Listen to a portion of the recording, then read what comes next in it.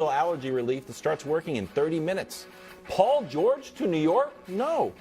Last month, the LA Times reported that the Knicks called the Clippers about the 30-year-old sneaky good podcaster. Alan Hahn now reporting that the asking price from LA, too much.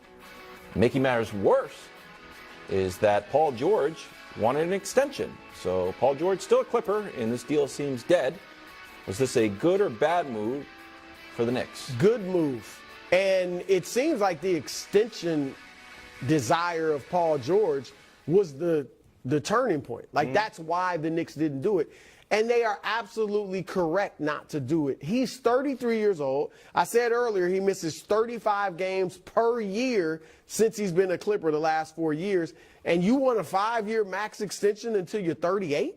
I'm supposed to assume you're going to get healthier? And here's the thing, even if they had Paul George, let's say, obviously the Knicks aren't trading Jalen Brunson. So let's say it was Julius Randle and R.J. Barrett. I think that's too much. But let's say it was Julius Randle and some fodder just to make it work contractually. I would consider that because I think Paul George is clearly better than Julius Randle. And Randle doesn't play. He drops off big time in the postseason. But once you bring in and you got to give him the extension, I'm like, even that, I'm like, no, because why? They're not winning the championship. They're not winning the East with Paul George and Jalen Brunson. They're not. No, so there's no reason to do it. Listen, I know this can be frustrating for Knicks fans, feeling like we're on kind of the same treadmill of hoping and waiting for the super-duper star that they've been on for decades? 20 years. But it's the one they've got to stay on. That's correct. They have to keep their powder dry because now, here's what they have. Jalen Brunson, who is a bona fide minimum top 30 player in the league, probably top 25 player in the league, who we have seen in 2 instances raise his game a tick come the postseason, who I think will fit with just about any other star in the league except for, oddly, Damian Lillard because he's the other very small guard. You have all of these draft picks that you're still going to have because so many of them are protected. They're going to keep rolling over. And you have the outside chance that Embiid wants to come there, and the further outside chance that Giannis does what the other all-time legendary Milwaukee Buck did, which is deliver you a championship and then go to a major market. Lou Alcindor, Kareem did it with the Lakers early in his career, much earlier, understand, but it's like, hey, I did what I came here to do because Milwaukee, they brought back Brook and they brought back Middleton, and that all makes sense for the here and now. But Milwaukee's going to be in a very weird spot in about 2 years because Brook will probably be done. Drew might be done by then. Who knows what Middleton's going to be doing? And then there's just Giannis still smack dab in the middle of his prime. And so also Zion. It could be. Sure, yeah, that's fair too. I was thinking about guys who've already been MVP, but I know Knicks fans. It's almost like what you get made fun of, like, oh, you think LeBron's coming here, you think this guy's coming here, all that stuff. I did that yesterday. But yeah, Brew literally did it yesterday. But I think it's credible right now, and I also think the thing they're doing of reuniting the Villanova national championship team. You like that?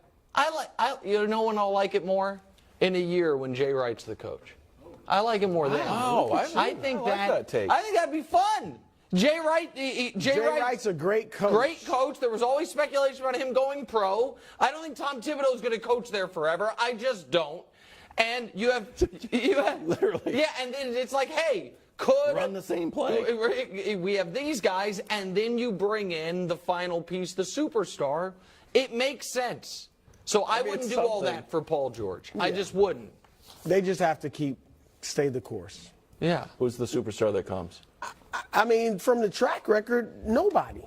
Huh? I mean, this is the game they've played beyond 20 years, Nick. Carmelo counted.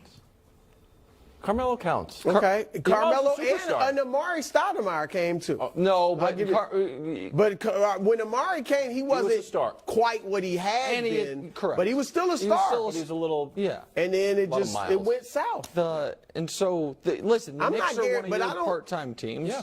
You like my plan? I like your plan. I like Zion for the CAA Are you connection. definite that let's play along with this? Oh, If okay. Embiid wants out, you think it's definitely New York? No, I don't. No. Giannis, that's what I'm saying. Like, Giannis is- a Giannis lot of is guys have interesting. had opportunities to come here and have not. I understand that, but what I think is this. I think look at the teams that have surplus picks plus a lot. The Spurs have some Atlanta picks. That's San Antonio, maybe because Wemby it's attractive. The Pelicans have plus a bunch of picks. They're in a weird spot because that team, that market has never thrived. It's never been, even though I love that city, a super appealing place. Utah has plus a bunch of picks. This guy's not going to demand to go there. Sorry, it's just not going to happen. OKC still has plus picks, maybe, but again, small markets. And then there's New York.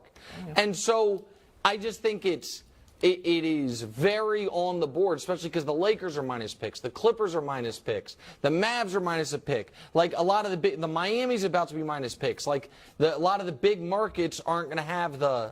Watch out for Giannis. Yeah. Ownership change. Remember Windhorst dropped one of those on. Yeah, about the ownership thing. You I don't know guys if he are would just pick the getting Knicks, up but the Knicks fans' hopes up.